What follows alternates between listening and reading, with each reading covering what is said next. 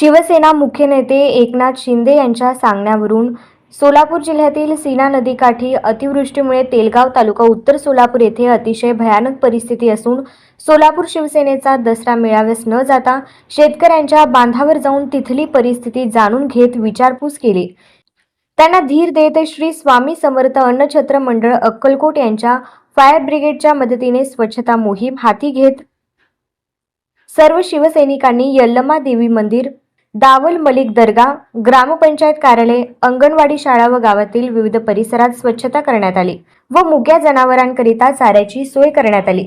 तसेच गावकऱ्यांना प्रथम उपचाराकरिता औषधे देण्यात आली। या प्रसंगी शिवसेना जिल्हा प्रमुख अमोल बापू शिंदे यांनी प्रसार माध्यमांशी बोलताना इर्षाळवाडीप्रमाणे तेलगावचेही स्थलांतर होऊन पुनर्वसन व्हावे ही शासनास मागणी केली।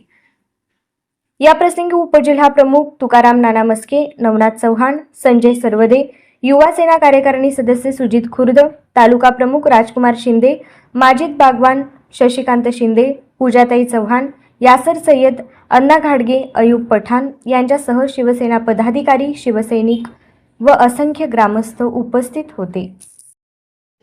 गेल्या 15 दिवसापासून सोलापूर जिल्ह्यामध्ये जे पावसाने थैमान घातले आहे त्यामुळे जे सीना नदीला जो काय जिल्ह्यात पूर आलेला आहे त्या पुरामध्ये तेलगाव हे नदीकाठी असलेलं गाव आहे। तुम्ही बघितलं असेल या गावची अशी भयावह अशी परिस्थिती झालेली आहे। 100% हे गाव पाण्यामध्ये गेलेलं आहे। तुम्ही बघितलं असेल या देवीचं इथे यल्लमाईचं मंदिर आहे, या मंदिराच्या शिखरापर्यंत पाणी पोचलं।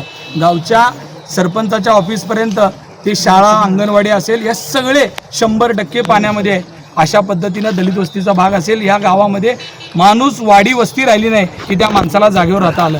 शेतीचं तर अनेक पटीनं नुकसान झालेलं आहे। आता शेतीची काय परिस्थिती असेल, शेतकऱ्यांशी बोलत असताना डोळ्यातला आशू थांबत नाही की जाताना जमिनीबरोबर पाण्याबरोबर जमीन वाहून गेलेली आहे, पूर्ण खडकाळ राहिलेला आहे। इतकं मोठं संकट असताना माझी सरकार म्हणून एवढीच विनंती आहे की या गावाला 100% पुनर्वसन केलं पाहिजे। कारण 2020ला सुद्धा या गावामध्ये पाणी घुसलं होतं, तेव्हा सुद्धा या गावचे खूप मोठं नुकसान झालेलं आहे। त्यामुळं शासनाने ज्या पद्धतीनं आदरणीय एकनाथजी शिंदे साहेबांनी शिरवाळवाडीला ज्या पद्धतीने इर्षाळवाडीमध्ये नुकसान झाल्यानंतर त्या लोकांचं पुनर्वसन केलं, त्याच धर्तीवर तेलगावचं पुनर्वसन उंच ठिकाणी झालं पाहिजे। नाहीतर पुन्हा एकदा अजून हा संसार उभा करायचा आणि पुन्हा एकदा निसर्गाचा 2 वर्षांनी कोप होणार आणि पुन्हा या लोकांचा संसार सगळा रस्त्यावर येणार। ही किती दिवस हा सगळा खेळ चालणार आहे? म्हणून माझी विनंती आहे की आपण ह्याच्यामध्ये गांभीर्याने या तेलगावच्या बाबतीत घेतलं पाहिजे। कारण बाकीच्या गावामध्ये शेतीचं नुकसान झालं आहे, पण या गावामध्ये गावच पाण्यात जात आहे। नदीच्या एकदम जवळ असलेलं गाव आहे वसलेलं। मी आज तुम्हाला माहीत आहे दसऱ्यासारखा महत्त्वाचा सण आहे। दसऱ्याच्या सणामध्ये शिवसेनेचा मुंबईमध्ये दसरा मेळावा चालू आहे, पण राज्याचे संवेदनशील उपमुख्यमंत्री एकनाथजी शिंदे साहेबांनी शिवसैनिकाला आदेश केला की आजचा दसरा शेतकऱ्याच्या बांधावर केला पाहिजे। यासाठी आज आम्ही शेतकऱ्यांबरोबर आहोत। गेली 8-15 दिवस झाला आम्ही स्वतः रस्त्यावर उतरून, लोकांमध्ये उतरून, शेतावर बांधावर जाऊन लोकांची मदत करण्याचं तर काम करतोय।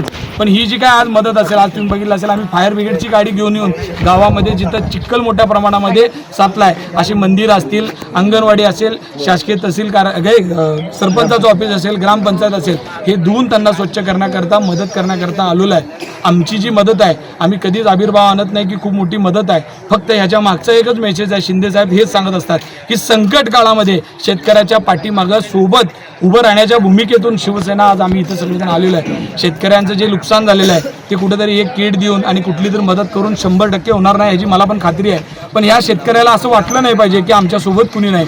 आम्ही त्यांच्या अशा संघर्षाच्या काळात त्यांच्यासोबत राहण्याकरता या विश्वासाने इथं आलो आहे। औषधाचं पण वाटप आपण इथं करतोय। पण मला खास करून कलेक्टर साहेब असतील, पालकमंत्री असतील यांना विनंती आहे, जी सगळी गावं बाधित झाली आहेत त्यांच्या व्यथा वेगळ्या आहेत, पण तेलगावचा खास करून विषय पूर्ण वेगळा। कारण तेलगावमध्ये परिस्थितीत राहतच नाही काय अशी एवढी भयावह परिस्थिती आहे। त्यामुळं तेलगावमध्ये पुनर्वसनाच्या विषयामध्ये आपण सगळ्यांनी